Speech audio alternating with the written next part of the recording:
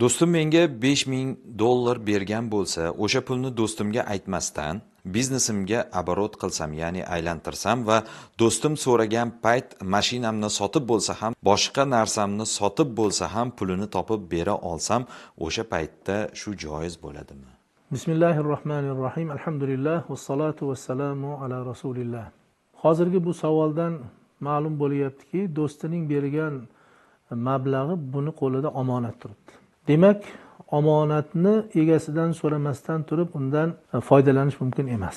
Ayniqsa mablag' bo'ladigan bo'lsa, pul bo'ladigan bo'lsa, uni o'zini ehtiyojiga, garchi uni qaytarib so'ragan paytda qaytarib berish imkoniyatiga ega bo'lsa, ko'ziga yetsa-da, ruxsat so'ramasdan undan foydalanib bo'lmaydi, uni o'zini sarf xarajatiga ishlatib bo'lmaydi.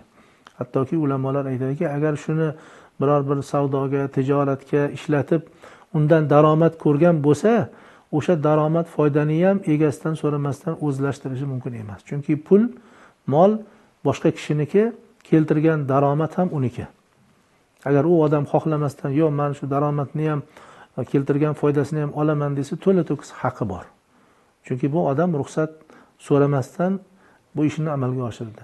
Nima uchun bunga ruxsat berilmaydi desa, hozir bu odam o'zicha o'ylayaptiki, men qachon so'rasa mashinamni sotaman, falon narsamni sotib beraman deb o'ylayapti.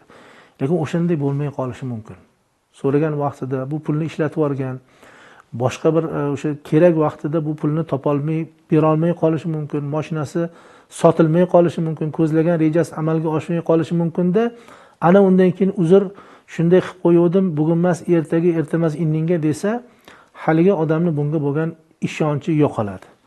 Omonatdorligi yo'qoladi. O'rtadagi munosabat buziladi.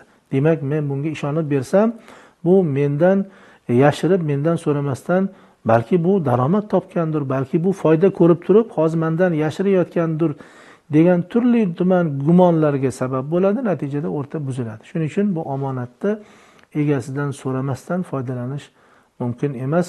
Allohu alam bis-savob.